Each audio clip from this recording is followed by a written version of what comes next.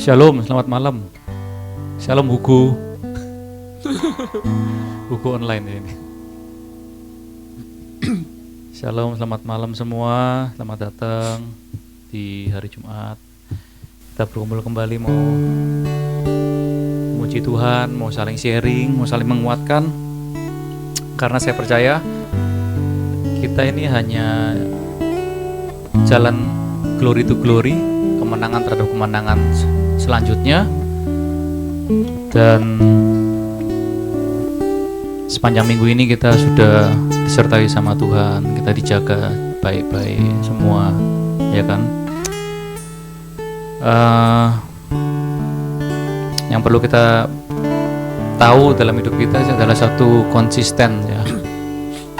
Kita ikut Roh Kudus. Apa yang Roh Kudus arahkan, perintahkan kepada hidup kita, modal kita cuma taat sampai mati. Makasih ya Tuhan untuk malam hari ini ya Tuhan, kami bersama berkumpul ya Tuhan. Jamah kami semua ya Tuhan, satu persatu ya Tuhan, hati kami ya Tuhan. Berikan kami revelation ya Tuhan, saling menyemangati, saling memberikan testimoni dalam kehidupan kami masing-masing ya Bapa, sehingga kami makin dekat kepada Engkau ya Tuhan, makin mengerti isi hati-Mu ya Tuhan. Dan juga ya Tuhan, kami menuju ke level berikutnya ya Tuhan dalam kehidupan kami ya Tuhan. Terima kasih ya Tuhan. Kami mau menyembah Engkau, kami mau menaikkan beberapa lagu ya Tuhan. Kami rindu untuk worship ya Tuhan, untuk dalam hidup kami ini. Terima kasih ya Bapa. Hanya di dalam nama Tuhan Yesus kami berdoa dan ucap syukur. Amin. Lingkupiku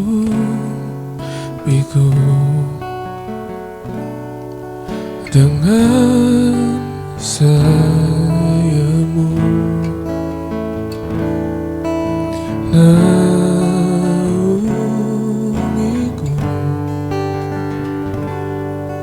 dalam kuasa-Mu.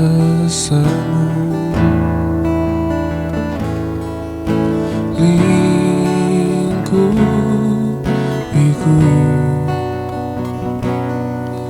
dengan sayapmu,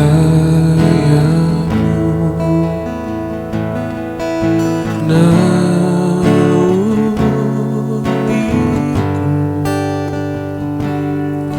dalam kuasa-Mu. Di saat badai bergelora, ku akan terbang bersama-Mu.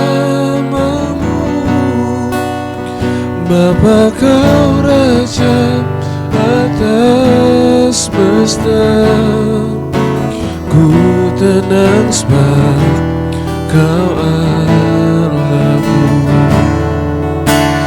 Di saat badai bergelora, ku akan terbang bersama-Mu. Bapa, Kau Raja atas semesta, ku tenang sebab Kau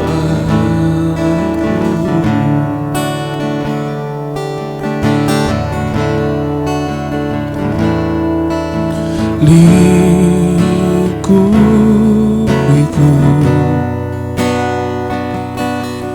dengan sayapmu,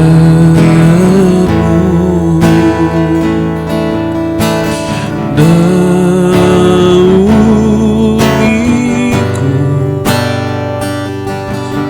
dalam kuasa-Mu. Di saat badai bergelora, ku akan terbang bersama-Mu.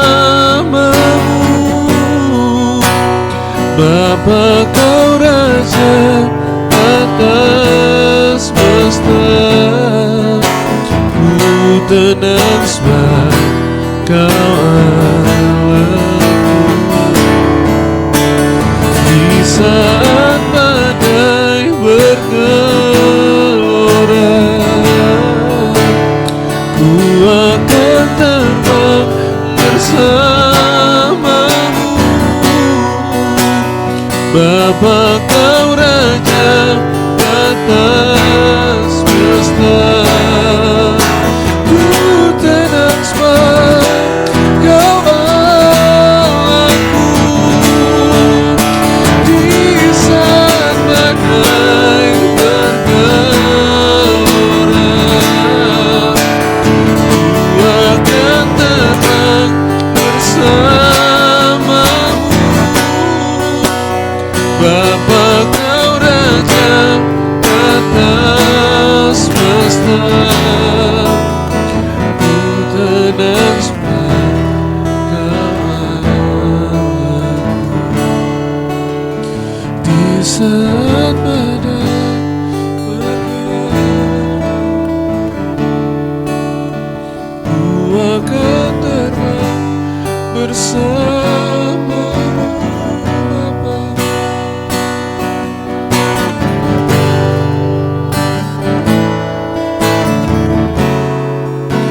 ku tenang sebab Kau Allahku. Ku tenang sebab Kau Allahku. Ku tenang sebab Kau Allahku.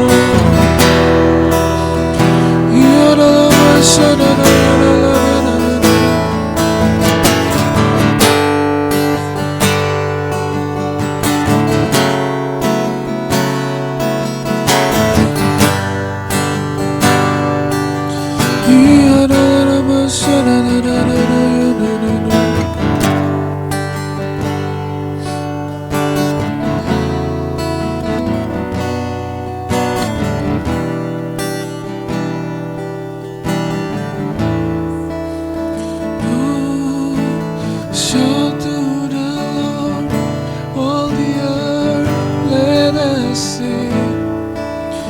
Power and majesty, praise to the King. Mountains bow down and the seas will roar at the sound of your name. I sing for joy at the word of your hand. Forever I love you, forever I'll stand. Nothing compares to the promise I have in you. Nyanyi, nyanyi dan bersoraklah baginya. Pujian, hormat, kuasa bagi Raja.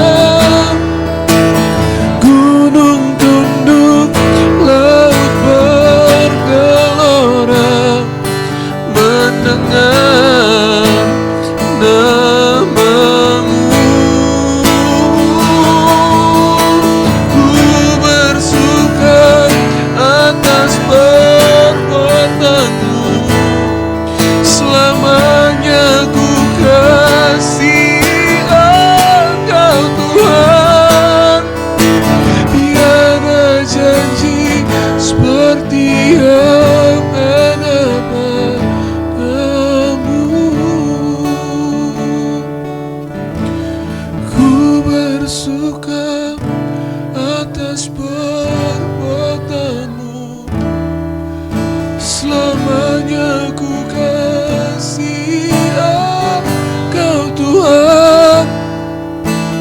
Tiada janji seperti yang ada padamu, tiada janji seperti yang ada, tiada janji seperti yang ada padamu.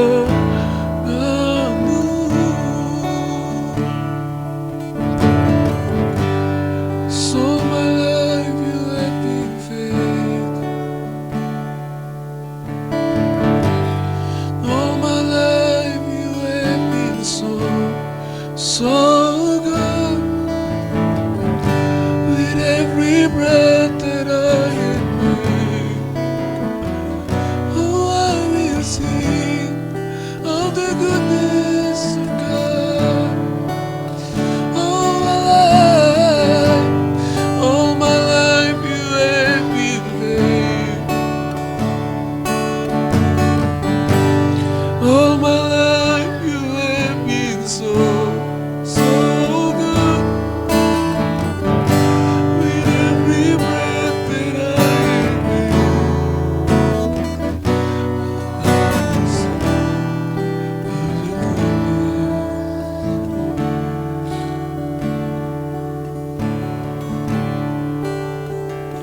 I love you, Lord, for your mercy never fails me. Oh, to be held in your hand from the moment that I wake up till I lay my head. Oh, I will sing of the goodness of God. It's all my life you have been faithful. All my life you have been so good. With every breath that I am able, oh, I will sing of the goodness of God. Your goodness is running out, it's running after me.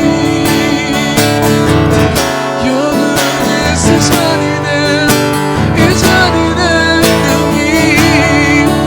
My life laid down, I surrender now, I give you everything. Your goodness is running out, it's running after me.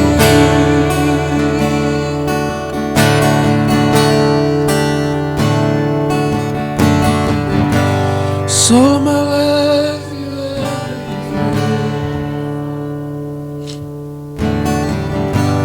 All my life you have been so good. With every breath that I am able, oh, I will sing of the goodness of God. Oh, I will sing of the goodness of God. Oh, I'm gonna sing of the goodness of God.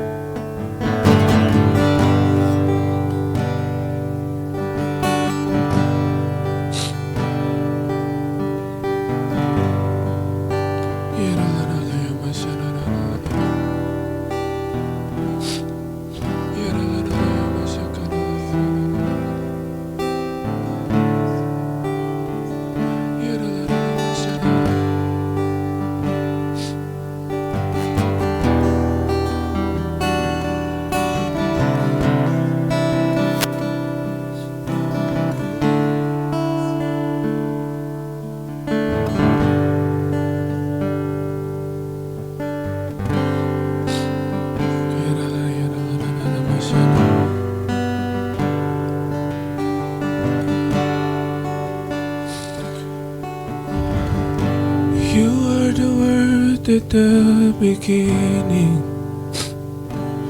one with God the Lord Most High.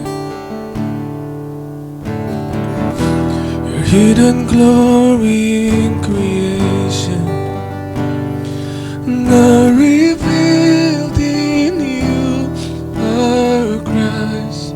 What a beautiful name it is. What a beautiful name it is.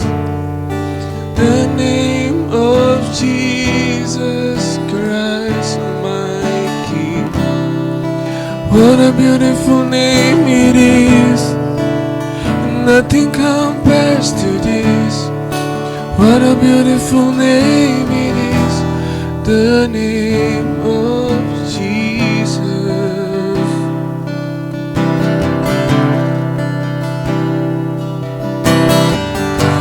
You didn't want heaven without us, so Jesus, you brought heaven down.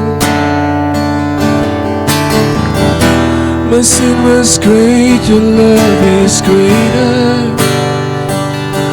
What could separate us now? What a wonderful name it is. What a wonderful name it is. The name of Jesus Christ, my King. What a wonderful name it is. Nothing compares to this. What a wonderful name it is. The name of Jesus.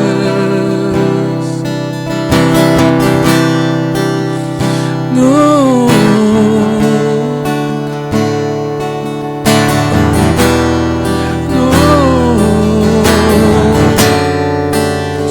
That could not hold you, the veil tore before you, silence the boast of sin and grave.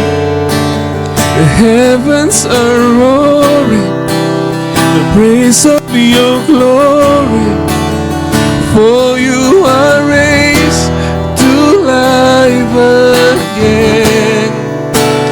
You have no rival, you have no equal, now and forever, God, you reign.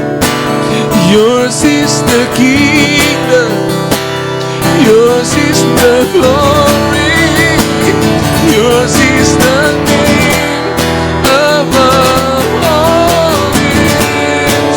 What a powerful name it is. What a powerful name it is. The name of Jesus Christ, my King. What a powerful name it is. Nothing can stand against. What a powerful name it is. The name of Jesus. You have no rival, you have no equal, now and forever, God, you reign. Yours is the kingdom, yours is the glory, yours is the name above all names. What a powerful name it is. What a powerful name it is. The name of Jesus Christ, my King. What a powerful name it is. Nothing can stand against. What a powerful name it is. The name of Jesus. What a powerful name it is. The name of Jesus. What a powerful name it is. The name of Jesus.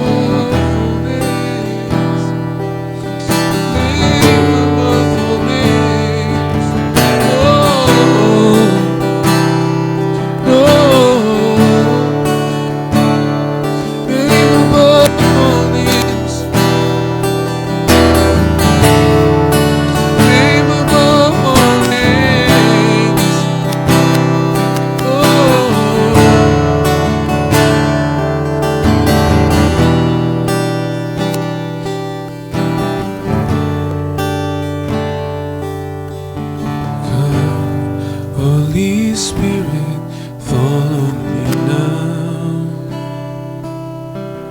I need your anointing, come in your power. I love you, Holy Spirit, you're captivating my soul. And every day I grow to love you more. Come.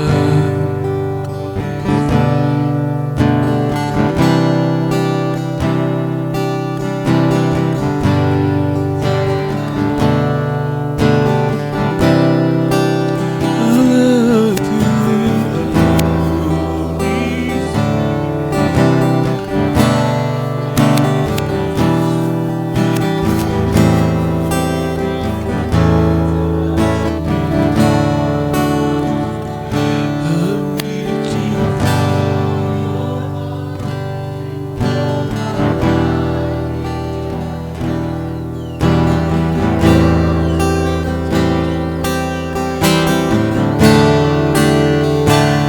nothing compares to this place where I can see you face to face.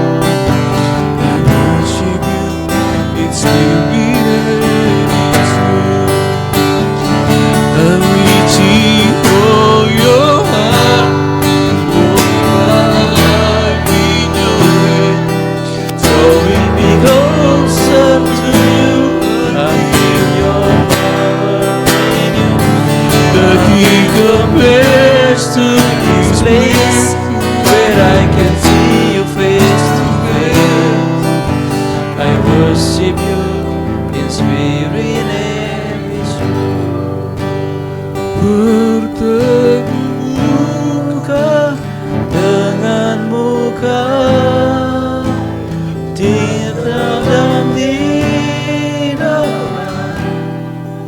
kasih-Mu Bapa, oh Tuhan, ku rindukan selalu diam dalam bait-Mu.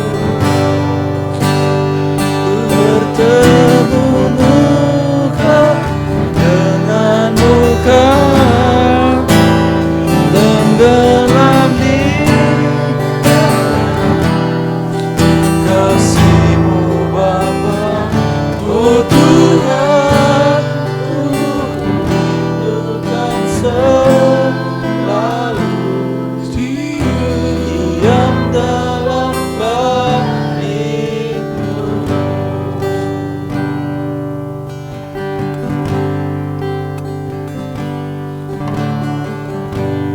Bapa-Ku rindu menyenangkan-Mu, ajarku lebih dalam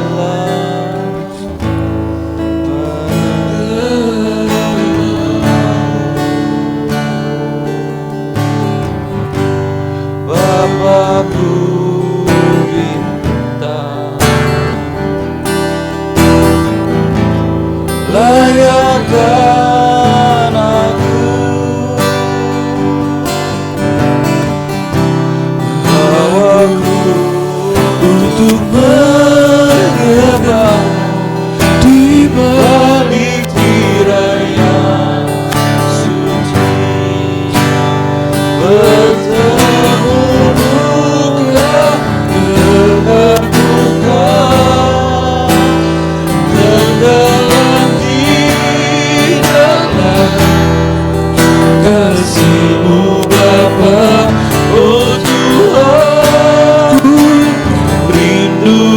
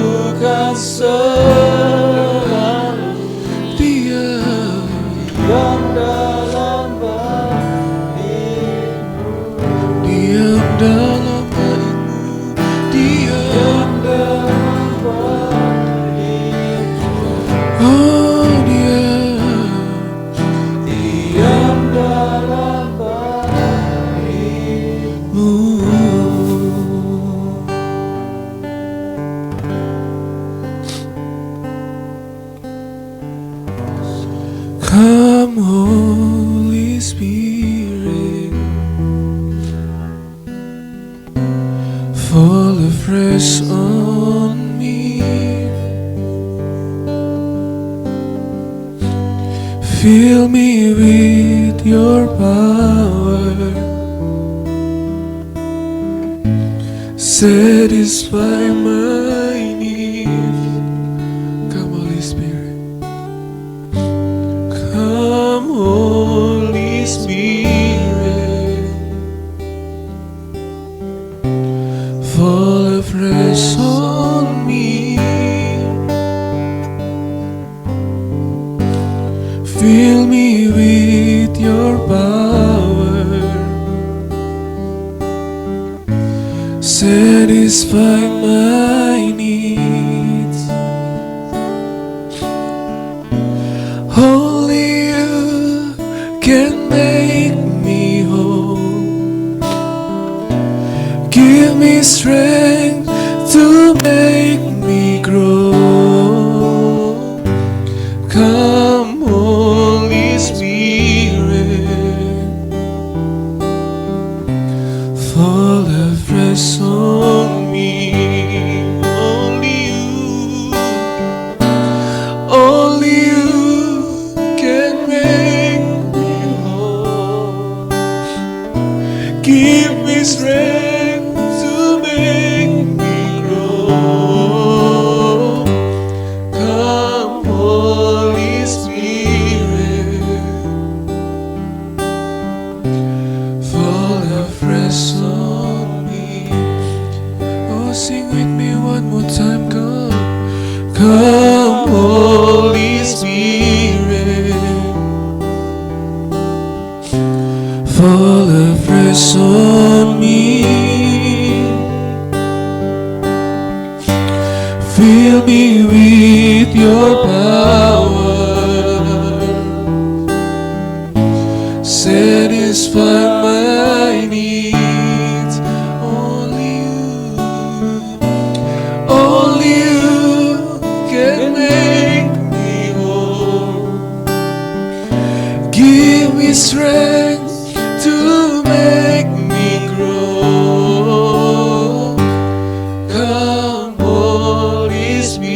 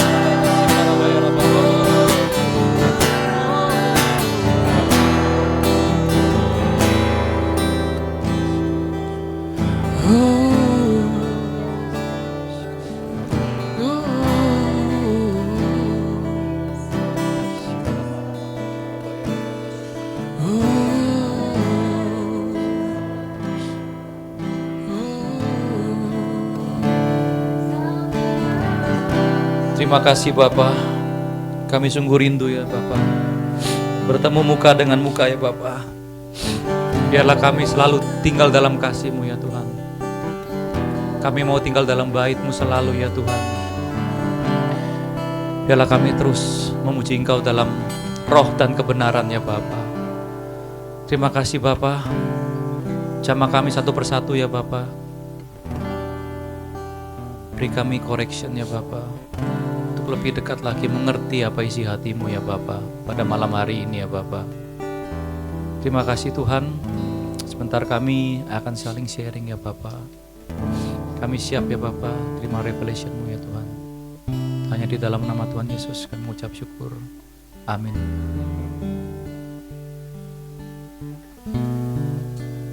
Shalom, selamat malam lagi. Mungkin di sini ada yang mau sharing, mau testimoni juga boleh, atau mau dengerin saya.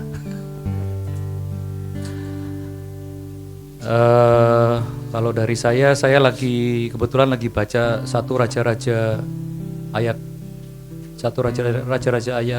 pasal 22 ayat 1 sampai 40. Saya ini penasaran ya, tiba-tiba dapat ayat ini tentang kok kenapa sih Tuhan bisa pakai roh yang menipu untuk habisin si Raja Ahab. Itu saya bertanya-tanya dalam hati, kok bisa ya gini ya, kenapa ya? Coba mungkin ya mau sharing sama saya ya, ikut Bible study saya lah. Ini saya lagi belajar ini. Jadi kita buka satu Raja-Raja pasal 22 ayat 1 sampai 40. Saya bacakan ya. Ahab memerangi Ramot Gilead. Nabi Tuhan berhadapan dengan nabi-nabi palsu. Jadi sebelum kejadian ini nih Ahab mengalami suatu kemenangan peperangan ya. Jadi ayat 1 ini diceritakan 3 tahun lamanya orang tinggal dalam aman, dengan tidak ada perang antara Aram dan Israel. Pada tahun ketiga pergilah Yosafat, Raja Yehuda. Jadi kerajaan Israel ini kan sudah pecah jadi 2, jadi kerajaan yang selatan sama kerajaan utara. Nah di sini saya juga bingung ya, banyak yang nabi-nabi yang hebat ini kok dari kerajaan yang utara ya, kerajaan Samaria kan ya, yang utara itu. Jadi Elia itu kan juga dari Samaria ya, kerajaan Israel utara. Oke, saya lanjut lagi ayat yang ketiga. Berkatalah Raja Israel kepada pegawai-pegawainya, tahukah kamu bahwa Ramot Gilead sebenarnya milik kita, tetapi kita tinggal diam saja dan tidak merebutnya dari tangan raja negeri Aram. Lalu katanya kepada Yosafat, maukah engkau pergi bersama-sama aku untuk memerangi Ramot Gilead? Jawab Raja Yosafat kepada Raja Israel. Raja Israel itu si Raja Ahab. Kita sama-sama, aku dan engkau, rakyatku dan rakyatmu, kudaku dan kudamu, ya kan? Tetapi Yosafat berkata kepada Raja Israel, baiklah, tanyakan dahulu firman Tuhan. Nah di sini Raja Yosafat ini ya cukup rohani ya. Dia tanya dulu nih sebelum perang ya, sama di kehidupan kita mungkin kan kita sebelum melakukan sesuatu kita sebaiknya tanya kepada Tuhan. Kita mau hal-hal kecil pun ya, mau hal besar mau hal kecil sebaiknya kita tanya kepada Tuhan, ini oke nggak Tuhan ya kan. Kita harus punya awareness akan itu ya kan. Ayat 6, lalu Raja Israel mengumpulkan para nabi, kira-kira 400 orang banyaknya. Di Israel utara ini punya nabi 400. Kemudian bertanyalah rajanya ya, Raja Ahab ini, ia kepada mereka, apakah aku boleh pergi berperang melawan Ramot Gilead atau aku membatalkannya? Jawab mereka ya, majulah, Tuhan menyerahkannya ke dalam tangan raja. Terus ini ayat 7 ini Raja Yehuda, Yosafat ya. Tetapi Yosafat bertanya, tidak adakah lagi di sini seorang nabi Tuhan supaya dengan perantaranya kita dapat meminta petunjuk? Jawab Raja Israel kepada Yosafat, masih ada seorang lagi yang dengan perantaranya dapat diminta petunjuk Tuhan. Tetapi aku membenci dia, sebab dia tidak pernah ia menubuatkan yang baik tentang aku, melainkan malapetaka. Orang itu ialah Mika bin Yimlah. Lalu kata Yosafat, janganlah raja berkata demikian. Berarti Yosafat ini masih punya takut akan Tuhan ya. Dia respect sama man of God, yaitu nabi ya. Kita panggil nabi itu man of God kalau saat ini ya kan. Jadi saya rasa di cerita ini, di sejarah ini, Yosafat ini tahu si Mika itu eksis. Meskipun Mika itu adalah nabi yang kalau dibilang minor ya, nabi yang bukan nabi besar gitu ya. Kemudian Raja Israel ya nurut ya kan sama Raja Yosafat, karena dia namanya mau ngajak kerjasama ya paling enggak dengerin ininya lah, kongsiannya lah, seperti itu ya kan. Jadi ayat 9, kemudian Raja Israel memanggil seorang pegawai istana, katanya, jemputlah Mika bin Yimlah dengan segera ya kan, karena udah nggak tahan juga nih ya kan, sudah pengen segera menguasai Ramut Gilead. Sementara Raja Israel dan Yosafat, Raja Yehuda duduk masing-masing di atas tahtanya dengan pakaian kebesaran. Di situ di tempat pengirikan di depan pintu gerbang Samaria, sedang semua nabi itu bernubuat di depan mereka. Maka Sedekia bin Kenaana membuat tanduk-tanduk besi, lalu berkata, beginilah firman Tuhan, dengan ini engkau akan menanduk Aram sampai engkau menghabiskan mereka. Jadi Sedekia ini nabi juga kayaknya ya. Saya juga belum sampai dalam ya. Tapi saya itu penasaran kenapa dia membuat tanduk-tanduk besi.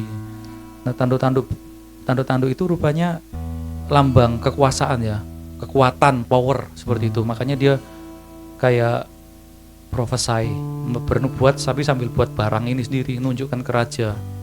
Tanduk-tanduk besi ini ya kan, yang menanduk Aram. Aram itu Ramut Gilead itu Aram ya kan.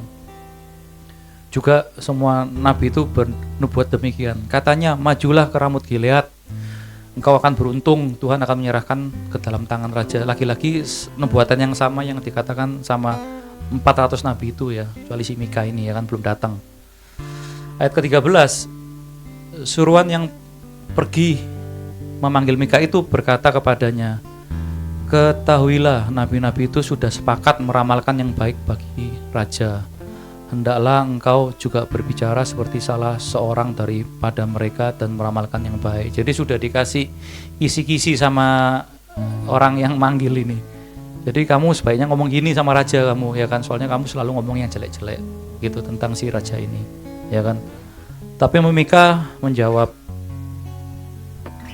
demi Tuhan yang hidup, sesungguhnya apa yang akan difirmankan Tuhan kepadaku, itulah yang akan katakan. Jadi si Mika ini orangnya nggak bisa dibeli gitu loh. Jadi dia tuh orang yang taat, yang tadi mungkin saya katakan sebelum doa tadi ya, kita modal kita tuh apa sih? Taat sampai mati ya kan, itu modalnya kita ya kan. Setelah ayat 15, setelah ia sampai kepada raja, bertanyalah raja kepadanya, Mika, apakah kami boleh pergi berperang melawan Ramut Gilead atau kami membatalkannya? Ini yang tanya pasti Raja Israel di Raja Ahab. Jawabnya kepadanya, majulah dan engkau akan beruntung, sebab Tuhan akan menyerahkannya ke dalam tangan raja. Tetapi raja berkata kepadanya, sampai berapa kali aku menyuruh engkau bersumpah supaya engkau mengatakan kepadaku tidak lain dari kebenaran demi nama Tuhan. Nah tiba-tiba raja ini kok jadi rohani ya, jadi gak percaya gitu loh. Dibilangin yang baik gak percaya, dibilangin yang gak baik dia gak suka hati gitu loh.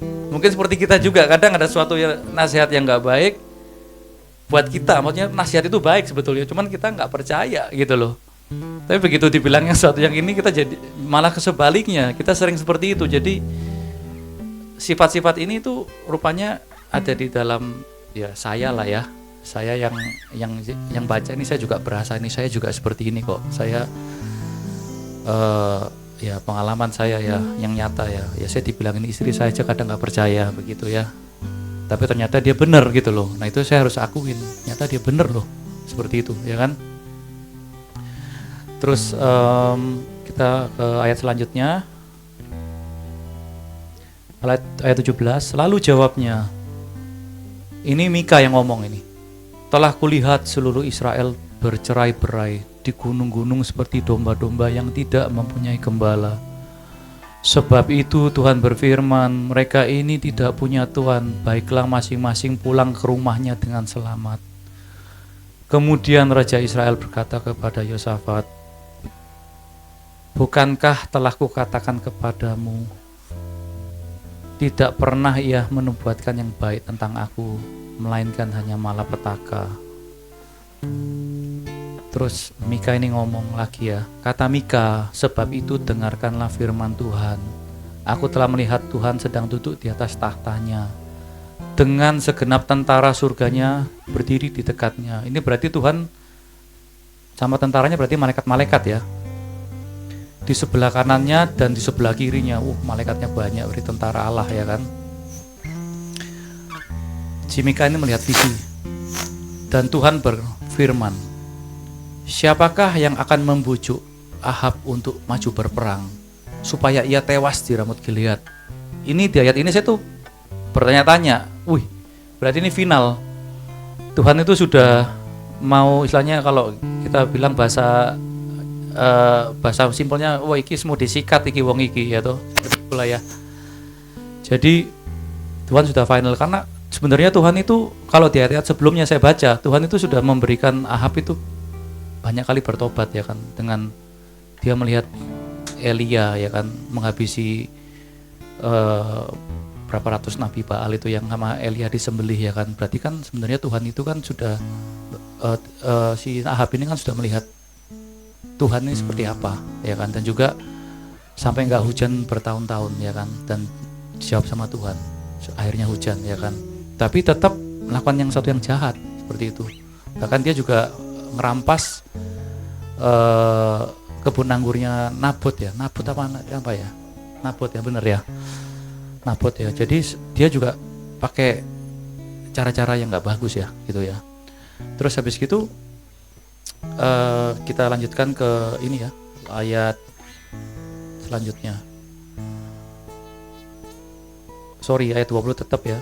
Dan Tuhan berfirman, siapakah yang akan membujuk Ahab untuk maju berperang, supaya ia tewas di Ramut Gilead?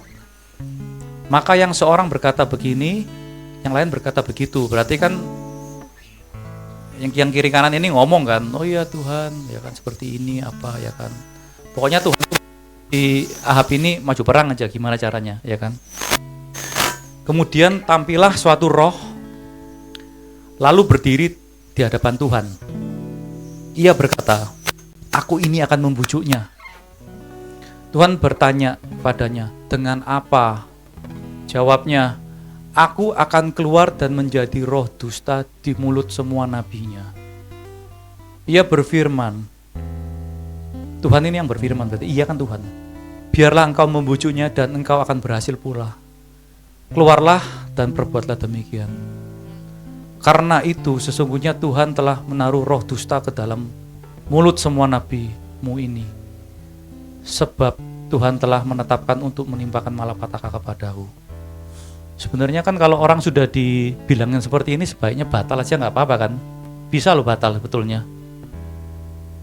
Cuman namanya rencananya Tuhan itu kan iya dan amin. Janjinya Tuhan itu selalu dan iya dan amin. Tapi di sini pertanyaan saya juga bingung loh, kok ada ya roh dusta itu bisa ketemu Tuhan ya? Ya kita jangan lupa, ini di perjanjian lama. Di perjanjian lama itu ada Ayub, ada juga iblis yang ketemu Tuhan. Tuhan ini hambamu ini setia sama kamu, soalnya kamu berkatin. Coba kamu serahin kepada saya, pasti tak habisin kan seperti itu ya. Karena kita tahu ya di perjanjian baru kunci yang telah dicuri sama Adam sudah direbut kembali sama Tuhan Yesus. Jadi nggak ada tempat lagi iblis nggak bisa berkeliaran seperti ini, nggak bisa ketemu Tuhan seperti ini. Itu yang saya nangkep dari Pastor Melvin ya, seperti itu. Jadi kunci ketika Yesus bangkit kembali, kunci itu sudah diambil kembali tahtanya itu. Kemudian di ayat 24, sesudah itu tampillah Sedekia bin Kenaana, ditamparlah pipi Mika serta berkata, mana boleh roh Tuhan pindah daripadaku untuk berbicara kepadamu. Tetapi Mika menjawab, sesungguhnya engkau akan melihat pada hari engkau lari dari satu kamar ke kamar yang lain untuk menyembunyikan diri. Raja Israel ini kan namanya apa ya? Emang sudah gak suka sama Mika, langsung berkatalah Raja Israel, tangkaplah Mika, bawa dia kembali kepada Amon, penguasa kota, dan kepada Yoas anak raja, dan katakanlah, beginilah titah raja, masukkan orang ini dalam penjara, dan beri dia makan roti dan minum air serba sedikit sampai aku pulang dengan selamat. Sama Mika dijawab lagi nih, tetapi jawab Mika, jika benar-benar engkau pulang dengan selamat, tentulah Tuhan tidak berfirman dengan perantaraku. Lalu disambungnya, dengarlah hai bangsa-bangsa sekalian. Jadi raja ini sudah tanya, dibilangin masih hukum lagi gitu loh. Bayangin, kejem banget ya ini si Raja Ahab ini ya, gitu loh. Jadi ya lihat cerita ini sebenarnya saya cukup bertanya-tanya ya, karena ini kan saya lagi belajar Alkitab juga, saya juga kok bisa ya dengan roh dusta itu masuk mulutnya nabi-nabi gitu loh. Berarti nabi-nabi ini kan juga apa ya, nggak ada kebenaran di dalam nabi-nabi itu sendiri ya. Dia mau menyenangkan raja ya, seperti itu ya. Kemudian ayat 29, sesudah itu majulah Raja Israel dengan Yosafat Raja Yehuda ke Ramut Gilead. Raja Israel berkata kepada Yosafat, aku akan menyamar dan masuk pertempuran, tetapi engkau pakailah pakaian kebesaranmu. Nah, Raja Israel ini, Ahab ini sama kayak kita, mungkin pakai pikiran manusia ya, nggak pakai hikmat.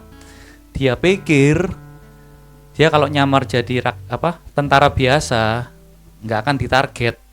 Kalau raja itu kan pakai pakaian kebesarannya ya kan, mungkin dia berdiri di chariot, kereta kuda ya kan, kereta kuda kebesaran, berarti kan mencolok banget, berarti ini wanita target, ini paling gampang kena panah atau kena serang lah ya, seperti itu ya. Ayat 31, adapun raja negeri Aram telah memberi perintah kepada para panglima pasukan keretanya, 32 orang banyaknya demikian. Janganlah kamu berperang melawan sembarang orang, melainkan melawan Raja Israel saja. Berarti yang ditarget ini kan si Raja Ahab ya kan. Si Raja Yosafat ini boleh dibilang gak ditarget ya. Segera sesudah para panglima pasukan kereta itu melihat Yosafat, mereka berkata, itu pasti Raja Israel. Lalu majulah mereka untuk menyerang dia, tetapi Yosafat berteriak.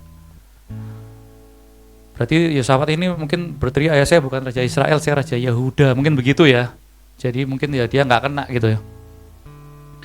Segera sesudah para panglima pasukan kereta itu melihat bahwa dia bukanlah Raja Israel, maka undurlah mereka padanya.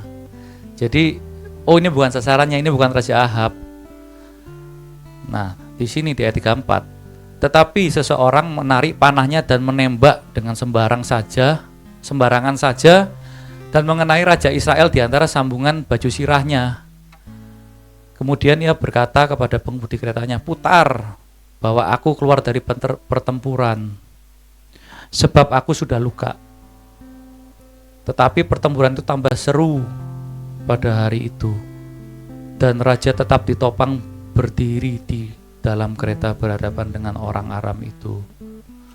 Kalau lagi perang, kalau rajanya sudah kalah kan moral tentaranya pasti turun kan.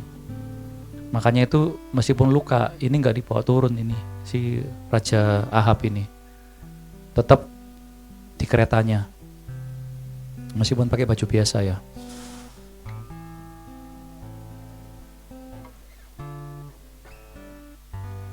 Ayat 35, tetapi pertempuran itu bertambah seru pada hari itu, dan raja tetap ditopang berdiri di dalam kereta berhadapan dengan orang Aram itu, sampai ia mati pada waktu petang. darahnya mengalir dari lukanya ke dalam palung kereta. Kira-kira pada waktu matahari terbenam, terdengarlah teriakan di sepanjang barisan tentara itu. Masing-masing ke kotanya, masing-masing ke negerinya. Raja sudah mati. Maka pulanglah mereka ke Samaria, lalu mereka menguburkan raja di Samaria. Ketika kereta itu dicuci di tepi telaga Samaria, maka darah raja itu dijilat anjing. Nah, ayat 38 itu kalau saya baca sebelumnya itu memang Raja Ahab itu sudah dibilang akan bukan dimakan anjing ya. Kalau dimakan anjing kan istrinya ya, tapi cuman dia juga sama. Matinya pokoknya sama anjing aja gitu loh. Jadi ini terjadi. Jadi darahnya ini jilat-jilat anjing. Terus sedang perempuan-perempuan sundal itu mandi di tempatnya. Kan sesuai firman yang Tuhan yang telah diucapkannya. Jadi seorang raja kalau matinya seperti ini kan tragis sekali ya, sangat tidak terhormat gitu ya, karena kejahatannya dan ketidaktaatannya ya, seperti itu ya. Jadi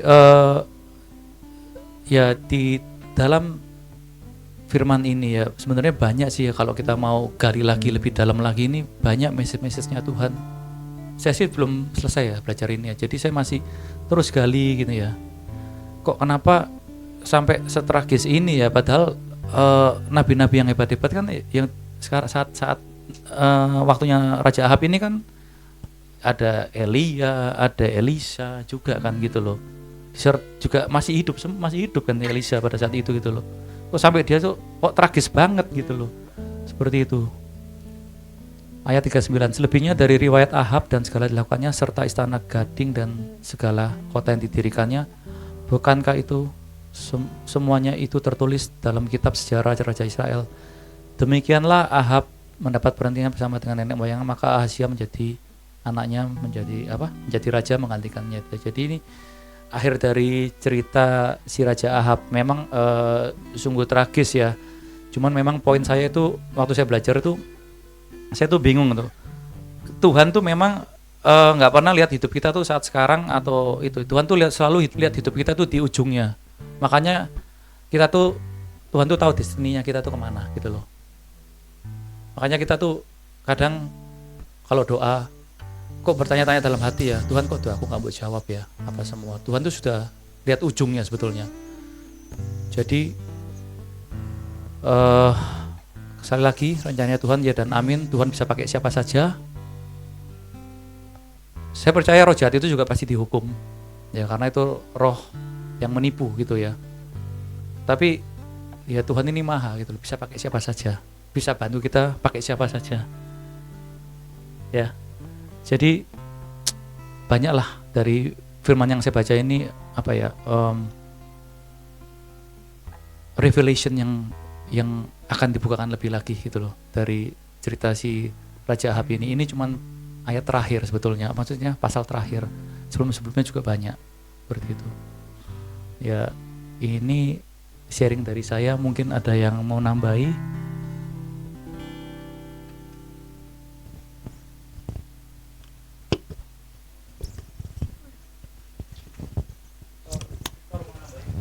Enggak, kan tadi tanya opo kok sampai Tuhan mengizinkan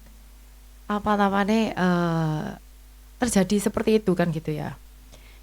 Kalau boleh tahu sejarahnya ya toh, pada saat itu kan Israel sama Yehuda memang damai. Ahab dan Yosafat itu damai. Tapi jadi itu Israel dengan Yehuda ya. Tapi walaupun mereka tidak bersatu, tapi itu sebenarnya itu mereka tuh bukan kerjasamanya tuh baik gitu loh. Sampai bagaimana tahu baiknya adalah saat bahkan Yosafat itu menikahkan anaknya sama anak perempuannya Ahab. Jadi itu jahat di mata Tuhan.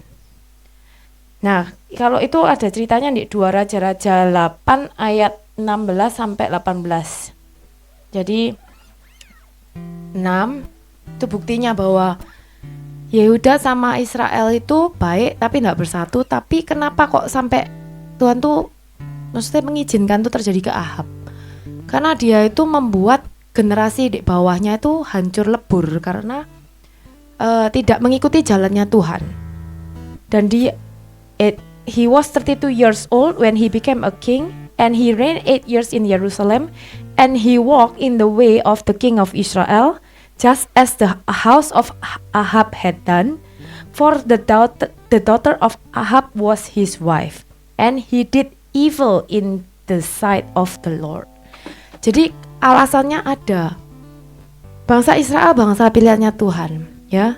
Tapi saat ini kita boleh melihat bahwa kalau di sisi manusia kita itu sama orang misalnya yang lain misalnya gitu, mungkin oke, dia bukan believer, yang satunya unbeliever misalnya gitu, tapi dia sama-sama baik gitu ya. Sebenarnya enggak salah ya, secara sisi manusia itu enggak salah. Tapi dari sudut pandang Tuhan, saat kamu mengizinkan sesuatu yang tidak daripada Tuhan, di saat itulah ya mulailah, maksudnya tuh starting degradasi poinnya tuh mulai drop down gitu loh. Nah, dia raja, harusnya kalau dia ikut ajarannya Tuhan terus pasti aman jaya sentosa. Tapi karena dia itu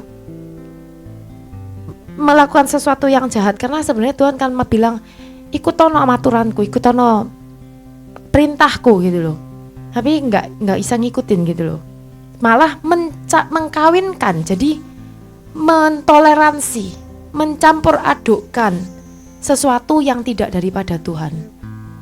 Kadang kita merasa bahwa itu normal karena di pandangan dunia, ya itu maksudnya kayak pandangan orang normal bahwa ya contoh lah misalnya ya sesekali lah misalnya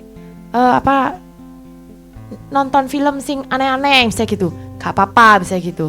Padahal Tuhan bilang itu gak boleh kan gitu. Tapi karena ya itu normal, netral, kalau gak pernah kayak gitu tuh itu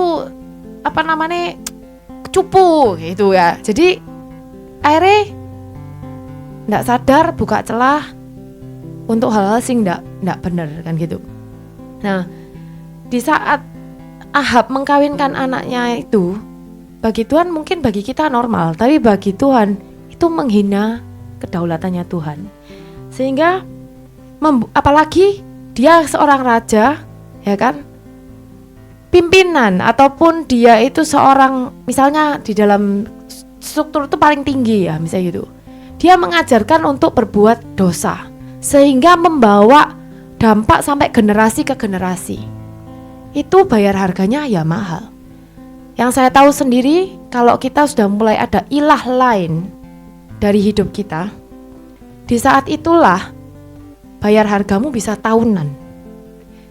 Itu pun saya ngalami. Saat saya mulai nuker Tuhan dengan hal yang lain, bayar harganya untuk mengembalikan posisi ulang ataupun membayar harga untuk realign sama arahnya Tuhan, itu bayar harganya tahunan. Kalau saya nggak cepat repent mungkin akan sampai ke bawah hancur lebur. Nah, bagi kita juga sama. Kalau kita sudah tahu harusnya apa, tapi kita masih mentoleransi hal-hal yang mungkin ya menurut orang sekitar, orang dunia oke, itu. Ya lama-lama kecampur aduk tanpa sadar, ya menghina Tuhan akhirnya kan gitu.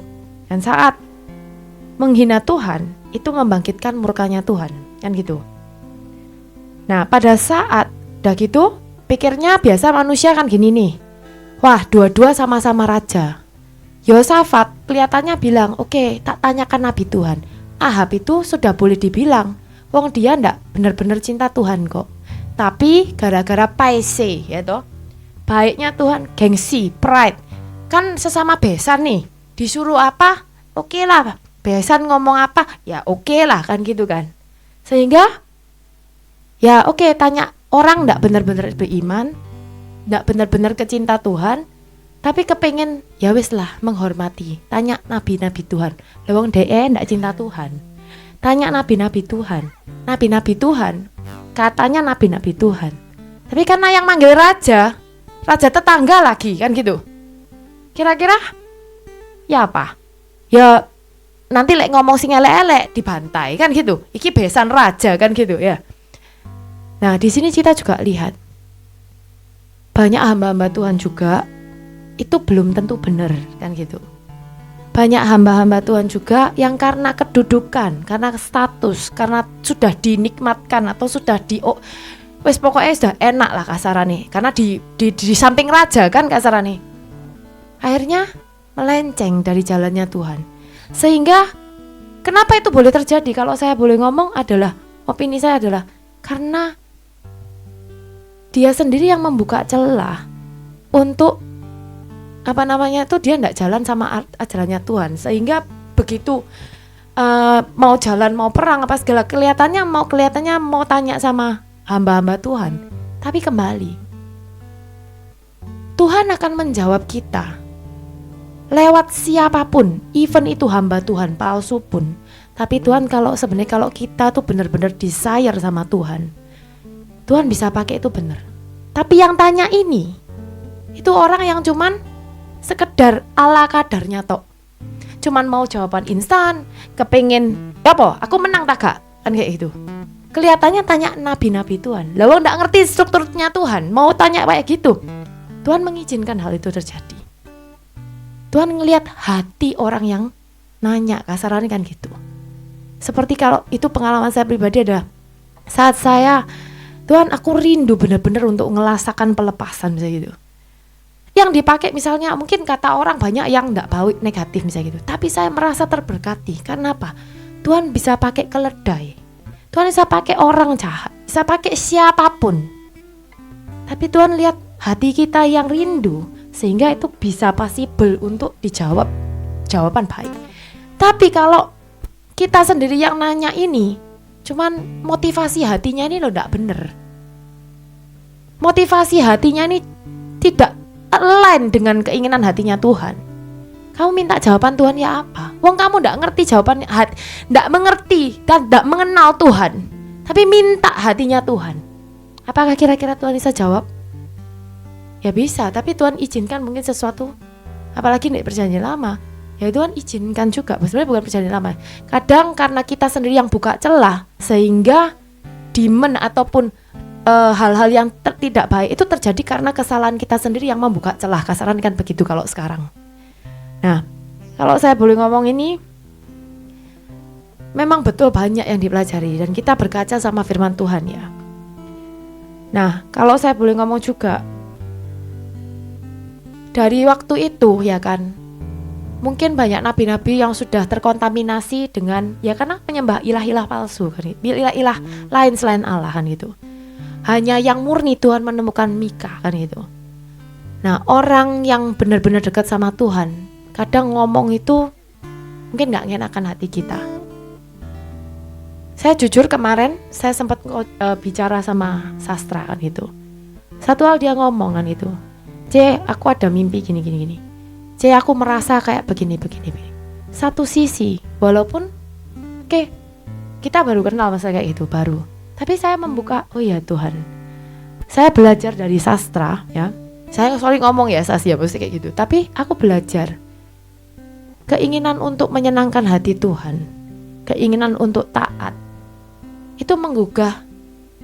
Maksudnya saya sendiri kepingin, wah kalau dia aja bisa seperti itu, aku juga sebenarnya kepingin seperti itu lebih lagi kan gitu. Nah, kadang ya Tuhan bisa pakai siapapun, apapun kan gitu kan. Nah, dan saya percaya waktu yang disampaikan ke Sastra ke saya waktu kemarin itu, aku merasa begini, oh betul saya bilang itu. 1-2 hal yang dia katakan, saya merasa bahwa, oh ya, sesuatu yang mungkin didengar telinga mungkin tidak enak. Tapi kalau kita mau itu memang benar dari Roh Kudus dan berani disampaikan dan kita mau mendengarkan, saya merasa bahwa itu maksudnya membantu gitu. Kita tuh bisa berubah gitu. Kita tuh bisa saling membakar, kasarnya kan gitu. Tapi kalau dengar hamba Tuhan maunya yang enak-enak tok, yang sesuai keinginannya kita, itu tanda kutip, tanda petik. Kita sendiri juga harus koreksi. Apakah kita benar-benar punya hati yang rendah hati untuk mau dikoreksi sama Tuhan? Kalau misalnya enggak mau, nggak ada transformasi, nggak akan ada breakthrough, nggak akan ada terobosan apapun. Terus juga lanjutnya, ya kan, bahkan pada saat Mika ngomong ya, dia itu sebenarnya bukan cuma membongkar, dia menyatakan suaranya Tuhan langsung ke raja, tapi dia juga membongkar nabi-nabi palsu. Dan dia sangat berani untuk berkata, kamu kalau enggak percaya, kalau kamu akan mati terburai, ya kan, kamu akan ingat, siapapun yang di sini akan mendengar dan akan mengingat kapan kamu mendengar itu, kan itu. Very fearless, dia berani dengan sangat keras ngomong, boldness kan gitu. Nggak benar. Kalau itu memang dari Tuhan, kita pun juga harus berlatih diri ya. Kalau itu memang benar dari Tuhan, tanda kutip, nyatakan. Nggak usah tahu peduli, maksudnya kayak sikap hati dan lain sebagainya orang yang menerima. Bagi saya pribadi, itu juga ngetes kita tuh, hati kita tuh pride-nya di mana. Kalau kamu ditegur nggak bisa terima, berarti something off dari kamu kan gitu. Tapi kalau kita ditegur, kita dengarkan dan kita berubah, mungkin itu akan lebih menyenangkan hati Tuhan dan mungkin ada sesuatu yang lebih baik gitu loh. Nah, dari sini kita, kalau saya boleh ngomong, kenapa kalau tadi Hans tanya begitu ya, bagi saya adalah itu pengertian, maksudnya itu yang saya tangkap, karena Ahab mengizinkan hal-hal yang tidak murni, hal-hal yang tidak baik terjadi sehingga merusak bangsa di generasi di bawahnya, apalagi mengawinkan sesuatu yang tidak murni. Jadi unclean dan clean tidak bisa dicampur, kekudusan itu tidak bisa dicampur dengan tidak kudus kan gitu loh. Itu yang saya tangkap. Dan dari sini juga kita mau belajar bahwa Ahab itu tuh tipe orang yang ignorance, tipe orang yang ketokane baik tapi dia tidak sadar menyakiti hatinya Tuhan gitu loh. Nah, banyak orang Kristen, maksudnya banyak seperti kita juga, kadang kita merasa it's okay but actually it's not okay kan gitu sama Tuhan gitu loh. Jadi kadang tanpa sadar itu menjadi dibelenggu sendiri oleh dosa, sehingga dia kelihatannya baik tapi sebenarnya nggak sadar dia tuh dikungkung dalam dosanya sendiri gitu loh. Dan akhirnya malah jadi kayak terikat dengan hal-hal yang nggak baik, sehingga tambah menjerumuskan dia gitu, menanyakan hal-hal sehingga dia nggak benar gitu loh. Nah, kalau kita tuh jadi orang tuh kalau terikat dengan dosa itu bukan berarti normal ya. Terikat dalam dosa itu tuh bisa dibilang itu bisa jadi kasihan ya, karena pasti nuraninya itu pasti rusak. Jadi hatinya tuh rusak dan jadi nggak jelas ya kan, karena sudah nggak murni hati gitu loh, sudah kecampur-campur gitu loh. Nah, kalau kita boleh bilang ya, dari Ahab ini ada baiknya itu kita tuh menjauh dari, kalau sudah tahu tuh di depan tuh dosa yang siap-siap menelan kita, ya kita harus tahu bagaimana lari, menghindari supaya nggak ditelan sama dosa itu gitu loh. Kalau kita nggak bisa membedakan, ya akhirnya habis kan gitu. Selain jadi korban belenggunya dosa ya, jadi merusak generasi dan lain sebagainya, begitu Ahab itu menjadikan dirinya itu jadi musuh Allah. Tanpa sadar kalau kamu jadi musuhnya Tuhan, ya ya bayar harganya ya mahal, kasarnya kan gitu ya. Bahkan mungkin ya di sini ada dibilang tercerai berai sampai matinya tuh wis gak rupa orang, kasarnya kan gitu ya. Nah, pendosa itu bukan cuma sekedar korban dosa. Kadang ada orang kan merasa ya sikon lah kan gitu ya, ya tuntutan lah kan gitu ya. Sebenarnya bukan seperti itu choice-nya kita kan itu. Jadi pendosa itu bukan cuman sekedar jadi korban, ya kasihan ya dia disiksa setan kasarnya kan gitu ya. Tapi jadi pendosa itu jadi membuat kita tuh jadi musuhnya Tuhan. Kalau kamu jadi musuhnya Tuhan, dunia itu rasanya menghukum kamu tuh bertubi-tubi kasarnya. Semua pasti kan ngerasa no toh, ya kan? Nah, ini satu hal yang mungkin kita belajar dari Ahab adalah ayo maksudnya sama-sama juga kita tuh jangan, ya kita ya masih manusia daging, memang tahu kan gitu. Ya ayo berjuang bersama-sama, punya inisiatif, ya lebih nyeneng no Tuhan gitu ya. Jujur aku dapat itu tuh dari sastra kemarin. Aku melihat oke, di dalam segala kekurangan dia, segala ada permasalahan dan juga satu cuman ngomong aku pengen nyenang no Tuhan. For whatever reason ada masalah gitu-gitu pun aku cuman mau nyenang no Tuhan. Mungkin aku pribadi mungkin belum sampai seperti itu juga sering itu. Ya aku bersyukur ya, maksudnya even 1-2 orang misalnya itu,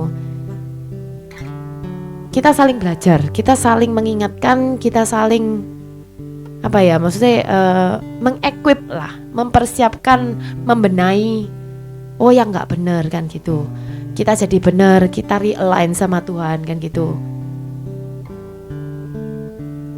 Karena masing-masing dari kita ya, saya juga ada baca satu buku ya, kita semua pasti mengalami masa wilderness kan gitu. Tapi kita percaya tahun ini seperti yang sering dibicarakan Tuhan, maksudnya tahun ini itu tahun yang supranatural kan gitu. Dan kita mau percaya itu. Kenapa Tuhan mengizinkan wilderness itu? Karena satu, untuk menghasilkan anointing, urapan. Kenapa kamu perlu urapan? Karena urapan itu salah satu juga kekuatan ya, mungkin strength bagi kita itu mendemonstrasikan atau merepresentasikan kemuliaan Tuhan kan gitu. Nah, urapan itu benar-benar harus didapatkan dengan Christ-likeness karakter. Kalau kita nggak punya karakter serupa sama Tuhan, itu nggak akan datang. Kamu ngomong apapun, kamu itu tidak akan ada power. Saya berani ngomong kayak gini karena saya proses belajar juga.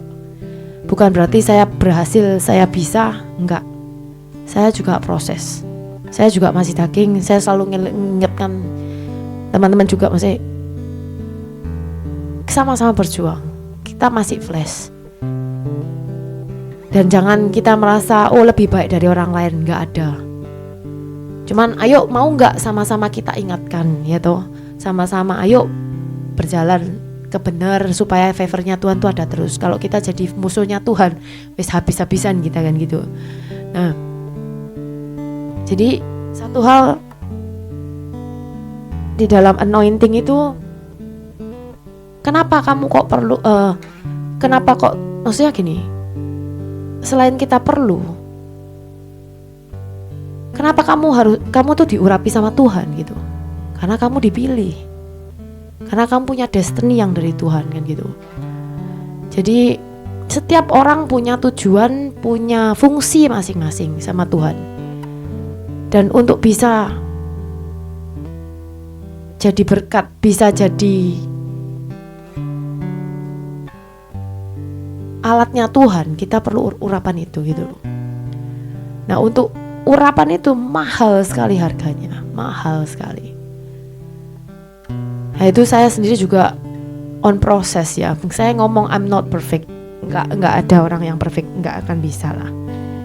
Cuman dari ayat tadi ya kan, kita sama-sama belajar dengan adanya urapan itu juga ya kan. Kita tuh baru bisa menembus, ada breakthrough, ada terobosan.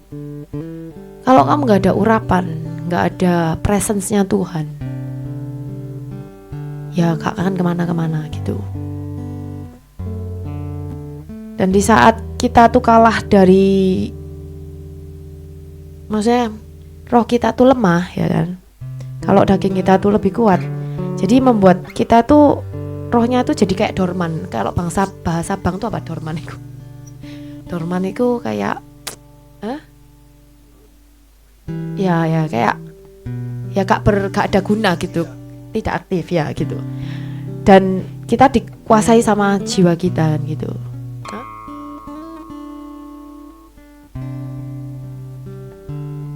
Jadi ayo sama-sama, maksudnya kita menyerahkan diri yaitu sama Tuhan. Kita kepengen nyenangkan hati Tuhan supaya kita juga jangan tercerai-berai kayak Ahab kan gitu ya toh. Jangan jadi musuhnya Tuhan gitu loh. Ya itu aja ya rasanya. Ya, apalagi siapa sih mau nambahin?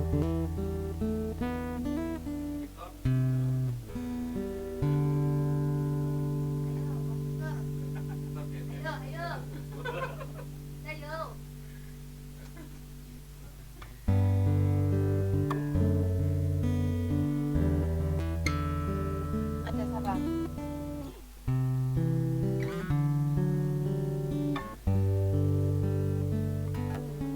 Oh ini loh. Ah ini yang paling penting, aku lupa tadi apa.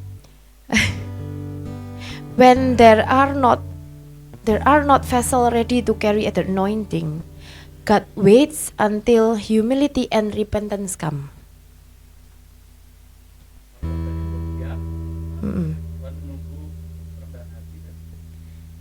Pertobatan itu kunci kita itu dipakai Tuhan untuk mendapatkan urapan ya. Maksudnya kayak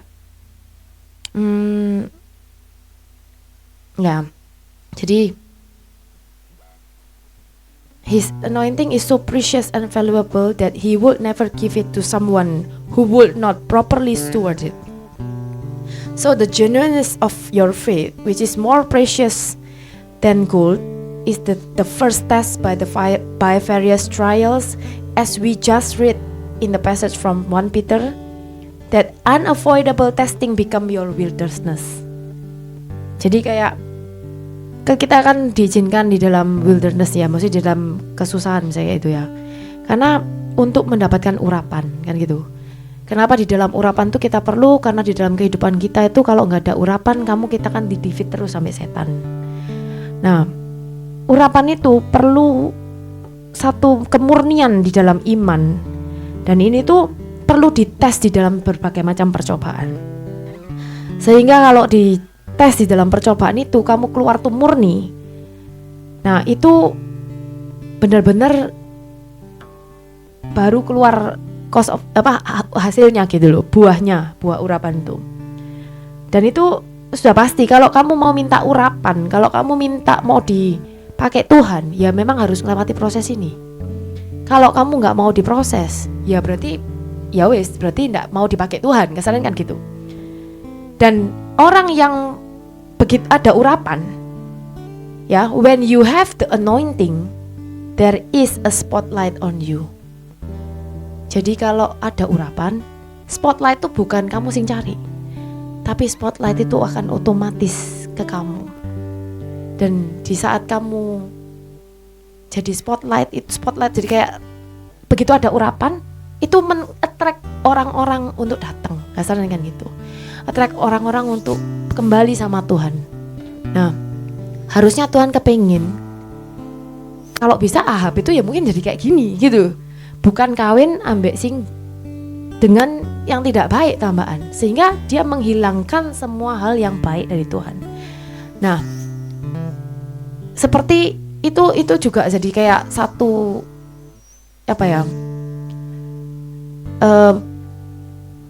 di dalam kehidupan kita ya ini tadi. Kadang kita itu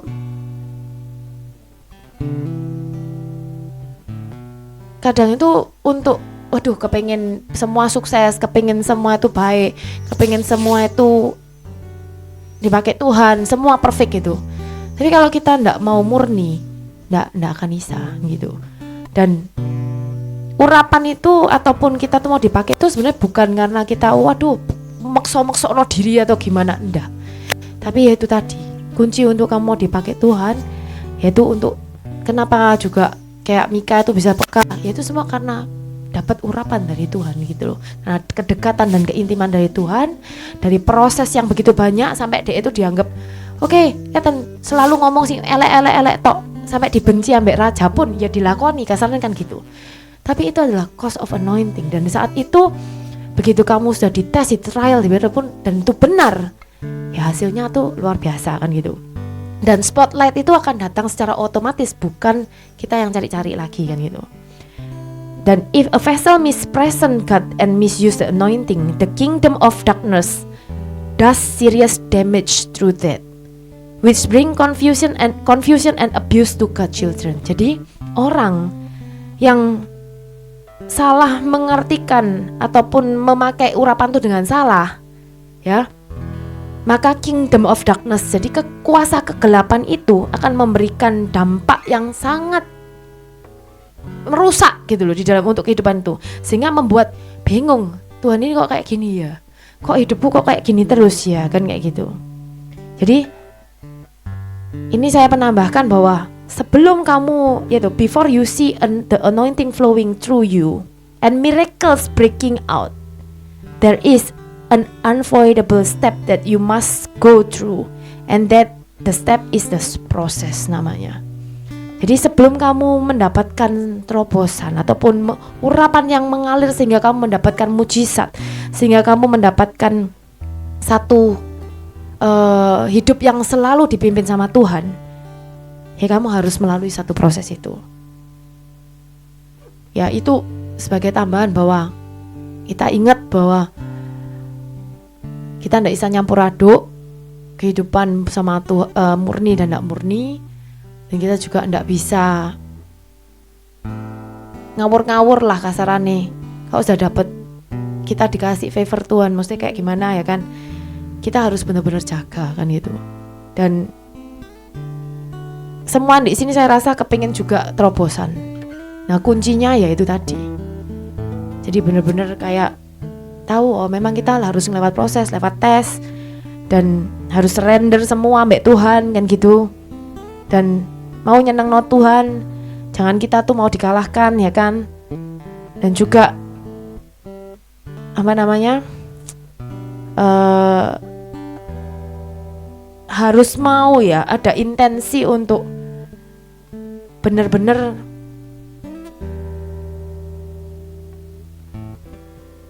mau jalankan apa sih yang dimau Tuhan gitu. Itu jadi harus intensinya tuh paling penting gitu. Ya itu aja wis tambahan nih. Ada sih mau nambahi?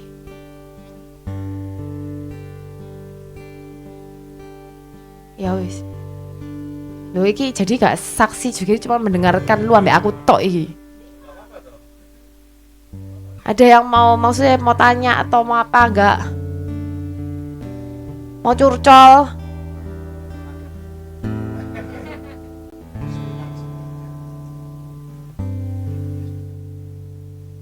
Ayo, kamu?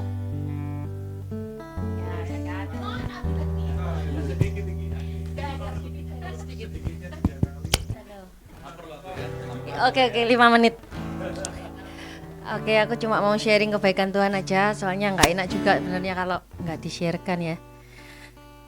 Jadi siapa yang percaya kalau cerita hidup kita ini sudah diatur sama Tuhan, sama kayak Brother Hans bilang, Tuhan udah tahu ujungnya. Saya tuh amazed gini. Jadi Tuhan tahu apa yang kita perlukan, yang kita butuhkan. Jadi ceritanya, bentar kok ngos-ngosan aku ya. Menggebu-gebu. Jadi ceritanya aku ini benernya akhir-akhir ini kan agak kesulitan finansial, tapi selalu percayalah sama Tuhan. Sampai kadang itu anakku uangnya lebih banyak daripada uangku. Soalnya mereka dapat dari angpau, dari apa itu dikumpulin kan. Kalau aku dapat the budget itu kan dikeluarin untuk expenses makan apa segala macam. Nah, terus anakku kan sekarang lagi latihan drum. Les itu juga neneknya yang bayarin. Terus habis itu kasihan dia bilang, "Ma, aku mau beli drum yang di Gramedia 8 juta. I don't have money," aku bilang gitu, nggak punya uang. Terus akhirnya dia komitmen berapapun uang dikasih angpau segala macam itu dia kumpulin gitu. Jadi misalkan dapatnya 1 juta, yang 700 tuh disimpan, 300 baru buat jalan-jalan makan. Nah terus di lacinya dia itu ada uang juga, kadang aku malah pinjem, diem-diem aku pinjem tapi tak kembaliin kayak gitu kan. Jadi ceritanya sebenarnya aku sedih juga kok mamanya nggak bisa beliin, papanya juga pengeluaran banyak kan. Nah terus tapi aku biarin juga biar dia bayar harga untuk apa yang dia mau kan. Jadi aku bilang ya udah. Terus singkat cerita aku juga benernya juga pengen banget gitar kan. Saya punya 1 gitar itu yang biasa aku pakai hari Sabtu itu pun punya orang yang masih saya pinjem dari gereja GMS kan. Waktu itu dipakai, katanya kamu bawa aja untuk kalau pelayanan di CG, tapi saya nggak pernah datang ke CG. Cuman gitarnya juga nggak diminta gitu, jadi tak anggap apa dikasih aku ya. Jadi singkat cerita gitar itu masih di aku, tapi yang ngasih nggak bisa main gitar, jadi dia mantan pramugari tapi terus ada gitar ketinggalan segala macam ceritanya, orang Singapura kan, Sisve namanya. Terus dia kasih ke aku gitu. Terus tetap aku pakai Tuhan untuk pelayanan. Nah, terus papanya anak-anak waktu itu ngasih aku gitar itu juga sebenarnya aku seneng modelnya putih kayak gitu kan, bagus. Tapi ini gitar Jogja, JGS gitu. Aku bilang, aku mau mandang sebelah mata benernya. Aku bilang, gak enak ya. Aku coba juga gak enak gitu kan. Aku biasa coba gitarnya Alek enak soalnya kan beda banget gitarnya dia juga keluar enak. Terus aku gak tak taruh, gak tak pakai. Terus singkat cerita mamaku tuh kan peduli. Jadi tahu-tahu dibawain speaker, bukan ampli tapi speaker. Terus aku coba-coba yang dari suamiku tuh yang JGS itu enak juga ya, ternyata dicolokin enak juga. Ya udah aku jadi tetap pakai itu juga. 2 kan aku udah punya, tapi tetap nggak puas hatinya, kayaknya kapan aku punya yang kayak punya Alek. Aku tanya ke dia 10 juta, yang paling enak itu 10 juta kan. Terus habis itu aku pasti dapet Tuhan. Benernya sih aku nggak muluk-muluk yang mahal kayak punya mereka berdua. Maunya aku tuh cukup yang GMS Army yang aku sering lewat lihat itu kan kayaknya bagus keren. Pengen itu targetku 3 juta sekian. Terus tapi kan aku tunda karena itu istilahnya kebutuhan sampingan. Nah singkat cerita aku itu kaget juga. Mamaku tahu-tahu bilang gini, manggil aku kan Noni. Nih gitar ini bagus nggak? Dia ngasih gambar di WA. Aku juga nggak ngerti, tapi gitar ini bener-bener unik, gitar tapi nggak ada kerangkanya, dia cuma frame tapi nggak ada bodinya gitu. Aku juga baru tahu itu namanya silent gitar Yamaha. Aku bilang, wih bagus mah, ini nggak pernah lihat tahu gitar kayak gini. Aku juga nggak tahu harganya kan. Loh mah, kenapa mama kok tiba-tiba kok tentang gitar, istilahnya kok dunia gitar. Terus drum ini bagus nggak, ngirimi WA. Drumnya itu persis yang diminta Karin di Gramedia, tapi mamaku juga nggak ngerti. Terus, loh mah, apa Karin pernah minta segala macam gini-gini? Ya memang pernah ngomong sih ngumpulin duit untuk drum nih gitu. Terus mama dapat gambar dari mana? Ceritanya gini, ada orang utang mama 14 juta. Terus dia nggak bisa bayar, cuma bayar 5 juta. Terus mama kan butuh uang juga, jadi mama sering datang ke orang itu. Terus orang itu bilang, kalau Ai sering datang gini aku malu, orang memang lagi sepi nggak ada kerjaan. Jadi aku cuma punya gitar sama drum Ai katanya. Oh iya Ma, terus Ma, itu kira-kira worth it nggak, kayak gitulah pokoknya, worth it nggak kalau diambil? Coba aku cek matanya tipenya apa, aku cek di Google, second kan berarti harga second. Aku lihat secondnya yang silent gitar itu di atas 5 juta kan masih. Aku bilang, sangat worth it mah, wes nggak ngurus enak apa nggak enak, pokoknya pasti buat aku kan. Ya, terus habis itu enak aku bilang. Terus habis itu drumnya enak, pasti enak mah. Soalnya sesuai kebutuhan kan, aku udah yakin itu berarti buat aku gitu. Seenggak mahal-mahalnya seperti punya mereka, tapi kalau itu yang meant for me kayak itu memang buat aku, pasti bakalan enak. Aku mikirnya gitu, gak harus mahal kok, yang penting itu memang buat aku, itu terbaik. Aku mikirnya kan gitu. Terus habis itu beneran, jadi puji Tuhan singkat cerita, aku tanya, loh mah kok orang ini bisa punya gitar dan drum? Jadi ceritanya dia Gereja Betani di Banyuwangi. Jadi Gereja Betani ini penyesuaian gitarnya diganti yang bagus, drumnya dikasih yang drum klasik kayak gitulah. Itu kan elektrik drumnya. Terus jadi ini anaknya pendeta yang ngasih. Loh kok bisa kenal pendeta segala macam. Terus ya udah singkat cerita aku amazed, bener-bener amazed sampai ya Tuhan kok bisa ya rumah aku detik-detik terakhir kamu kasih. Waktu detik terakhir aku juga mau pindah itu bener-bener kayaknya mamaku tiba-tiba dibeliin baru gitu. Bener-bener baru dan cash gitu, kayak misalkan aduh nggak percaya lah pokoknya, sampai kayaknya saudara-saudaraku yang lain takutnya iri kan. Mamaku bilang, nih jangan bilang tak kasih cash, bilang aja masih nyicil ke mama. Iya Ma. Terus tapi sekarang aku nyesel menggerutu lagi, Tuhan kok aku dikasih apartemen, gempa itu rasanya kayak gini kan tadi, kayak di kapal laut tuh. Lantai 30, bayangin. Serius, aku sampai sekarang pun, Tuhan aku minta rumah. Aku minta rumah. Ngelunjak, jadi aku ngelunjak beneran. Aku, Tuhan ngeri, jadi kayak di kapalnya Yesus itu beneran. Kayak kita takut saat badai itu loh. Tapi aku sama ini aku kaget, dia kok jadi bahasa rohnya kenceng banget. You speaking in tongues so loud, right? And long, non-stop, right? With us, you and me. Karena mau lari dia lagi di kamar mandi. Dia udah ngejak lari aja. Karena di Jakarta aku lantai 27 tuh bener-bener pakai emergency exit, nggak sandalan, sakitnya luar biasa. Karena tangga 27 itu bukan berarti kamu 27 kali turun. Jadi 27 kali 2. Jadi gini, belok, gitu terus. Jadi aku, Tuhan aku males, aku ini lantai 30 lebih jauh lagi. Dan sudah ngiung-ngiung sirennya udah bilang, evakuasi dilarang menggunakan lift. Sampai lama digituin. Jadi Tuhan, mati ya matilah. Ya, dia bilang, Mas, ayo Mak, dibawanya meja aja. Lah meja apartemenku tuh kecil banget kan. Aku pikir gak lah wis, kalau kamu tok yang situ kamu yang gak mati, mama mati. Terus mending gak apa-apa, tunggu aja. Kamu doa aja. Jadi ini nanti malam aku masih deg-degan benernya. Siapa yang mau menyumbangkan rumahnya kalau ada kamar kosong? Gak tahu nih mau tidur, tapi akhir-akhir ini juga susah tidur sih. Jadi gak apa-apa. Itu aja, jadi kebaikan Tuhan bener-bener percaya aja udah disiapin. Kayak Tuhan ngerti aja ke depan tuh. Aku ajarin anakku juga kan, kamu percuma khawatir tadi coba kita lari turun ke bawah. Toh lo sekarang nggak apa-apa gedungnya. Malah aku bilang ke dia, semakin kamu kayak gini berarti kamu history maker, semakin kamu ngalami yang serem-serem ini berarti yes, kayak gitu. Bener ya. Ini tadi aku di-sharingin sama dia, katanya gempa. Oh, gak ono gempa katanya. Gak ada takutnya, aku yakin kalau sis Christine dibantai pokoknya setan.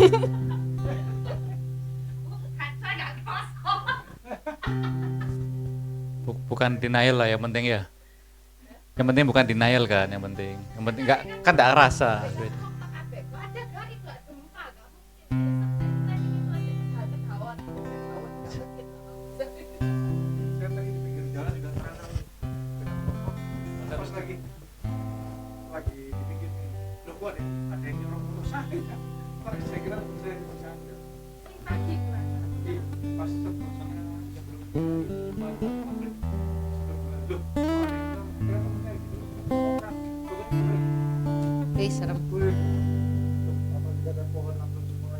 Tambahan sedikit aja juga, mobilku kan rusak. Aku udah bilang, mamaku kan punya expander kan, aku mau minta juga nggak enak. Tahu-tahu mama papaku sendiri yang bilang, dia bilang, oh udah kasih mama papa aja mobilmu, nanti expandernya bawaan ke Surabaya. Aku ya senyum-senyum aja, Tuhan nggak ada uang tapi istilahnya orang bejo tuh masih lebih menang bejo itu beruntung. Pak coba gini Pak, ini itu loh. Firman-Nya 1 Yohanes 4:15. Siapa saja yang mengucapkan syukur dalam nama Tuhan Yesus hidup di dalamnya. Amin. Yes, itu malam sama. Oh.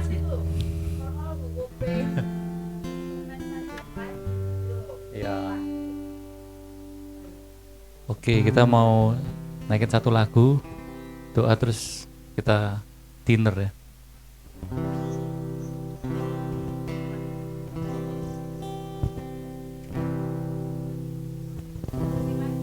Ada yang mau tambahin lagi enggak? Bukan mau bilangin Mike. Oh, tidak ada terus.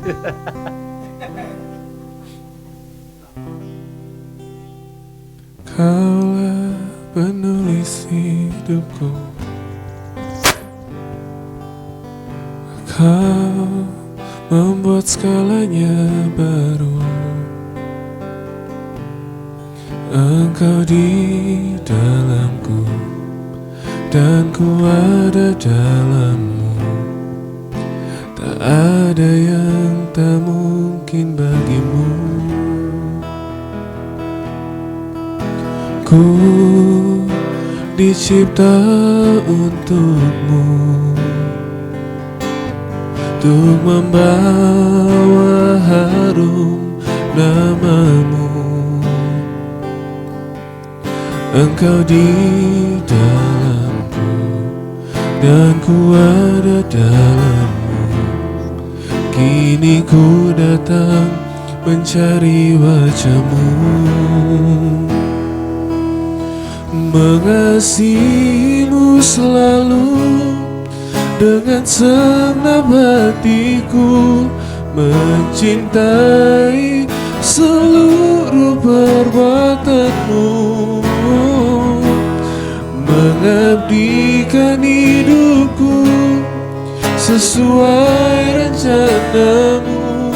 Ku mau menyembahmu sampai akhir hayatku,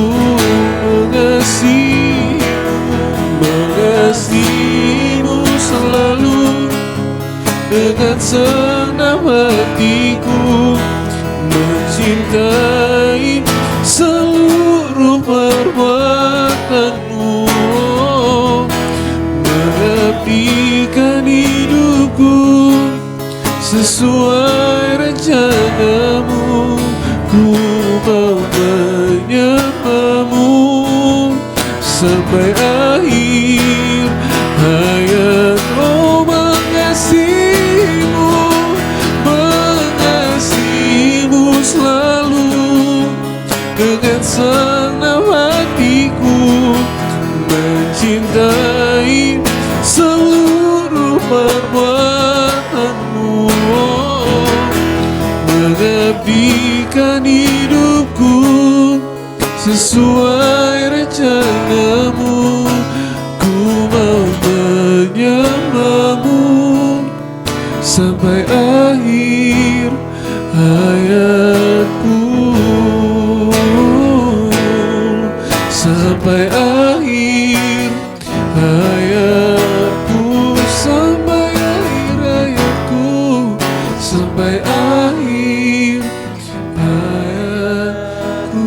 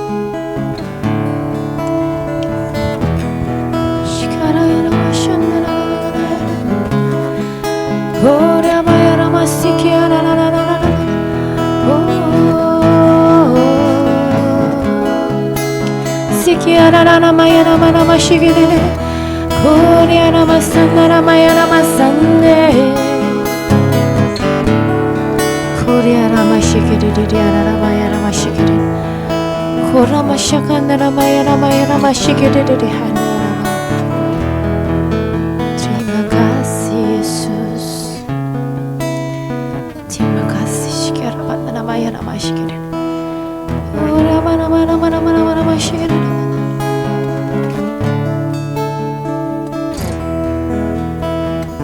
Thank you Jesus.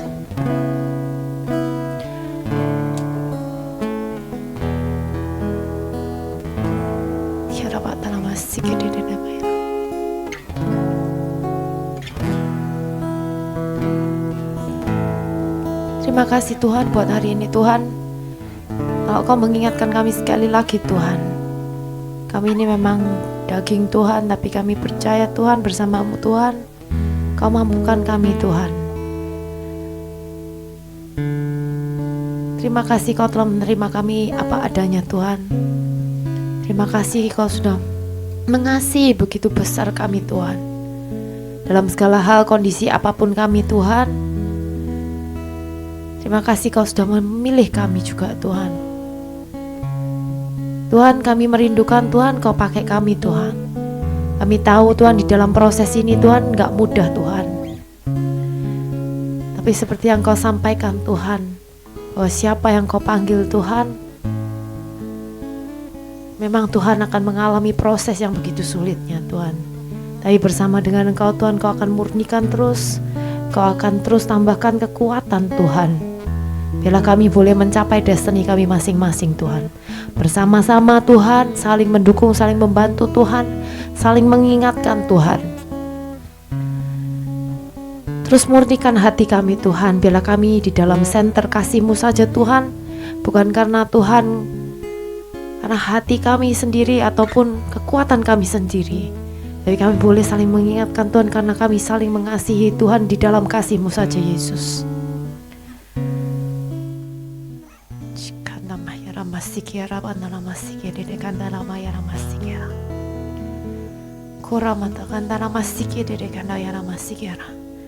Tuhan, aku berdoa Tuhan untuk masing-masing dari kami Tuhan. Kami merindukan Tuhan untuk lebih lagi Tuhan, mau taat akan Engkau Tuhan. Ajar kami Tuhan untuk lebih Tuhan tahu hati-Mu Tuhan. Lebih kami tahu mengenal akan Engkau Tuhan, apa yang Kau mau di dalam setiap kehidupan kami Tuhan. Satu persatu Tuhan, alainkan Tuhan. Kami gak mau seperti Ahab Tuhan. Ampuni kalau kami sudah pernah salah Tuhan, kalau kami sudah tanpa sadar Tuhan mencampur adukkan Tuhan seperti Ahab Tuhan. Tapi kami tidak mau berakhir Tuhan. Kau melihat kami bukan dari masa lalu kami Tuhan, tapi Kau melihat kami dari masa depan kami Tuhan. Bahwa di dalam Engkau Tuhan dan dengan destiny-Mu Tuhan, kami akan menuju sana Tuhan bersama dengan Engkau Tuhan. Terima kasih Tuhan untuk semua yang Kau sudah berikan pada kami. Terima kasih untuk kebaikan-kebaikan-Mu Tuhan di setiap kehidupan masing-masing kami Tuhan. Kami berdoa juga Tuhan untuk teman-teman kami yang mungkin tidak bisa hadir Tuhan, karena mungkin ada gempa ataupun kondisi mungkin sakit Tuhan, ataupun kondisi apapun Tuhan. Kami menyerahkan kehidupan mereka Tuhan di dalam tangan-Mu saja Yesus. Dan perjumpaan akan Kau masing-masing lepas pribadi Tuhan makin hari makin lebih lagi Tuhan. Dan juga Tuhan, equip terus setiap kami Tuhan. Biarkan punya hati Tuhan yang terus terbakar akan Engkau Tuhan. Bukan cuma sekedar Tuhan kami mengejar untuk tangan-Mu Tuhan, tapi kami mengejar pribadi-Mu lebih lagi Tuhan. Aku berdoa juga Tuhan untuk Surabaya Tuhan. Kami percaya Tuhan, darah-Mu akan membungkus kota Surabaya kami Tuhan. Kami mendoakan rasa kota ini aman Tuhan. Biarlah Tuhan banyak orang yang berdoa Tuhan, dan Kau mendengar doanya Tuhan. Untuk semua Tuhan, jangan ada satupun Tuhan bencana yang terjadi Tuhan. Biarlah semua terjadi oleh kehendak-Mu Tuhan. Biarlah Kau jagain orang-orang terdekat kami Tuhan, jauhkan dari segala hal yang tidak diinginkan Tuhan. Kami mau tutup bungkus Tuhan di dalam darah-Mu Yesus. Aku berdoa juga Tuhan buat teman-teman yang sudah Tuhan juga mungkin merindukan Tuhan, ada satu terobosan Tuhan. Kiranya Tuhan, Engkau yang sendiri Tuhan memberikan strategi dan hikmat-Mu Tuhan. Biarlah Tuhan semua itu hanya untuk membesarkan kemuliaan nama-Mu Tuhan. Mungkin Tuhan jauh dari sempurna Tuhan, kami semua Tuhan, ampuni setiap kami Tuhan. Dan kami juga ingin Tuhan terus menyenangkan hati-Mu Tuhan. Bawa kami semua Tuhan, makin hari Tuhan, makin seperti Engkau. Kami merindukan satu transformasi Tuhan di dalam setiap kehidupan kami, lebih baik lagi Tuhan, dari hari ke hari sampai Engkau datang kembali Tuhan. Thank you Jesus. Kalau kami akan makan Tuhan, kiranya Tuhan berkati, kasih kekuatan jasmani Tuhan. Kami berdoa untuk teman-teman Tuhan yang mungkin di luar sana yang kekurangan. Biarlah Engkau sendiri yang memberkati, tangan-Mu tidak kurang panjang untuk memberkati mereka Tuhan. Aku menyerahkan semua Tuhan hanya ke dalam tangan-Mu saja Yesus. Mau tutup Tuhan fellowship hari ini di dalam nama Yesus. Amin.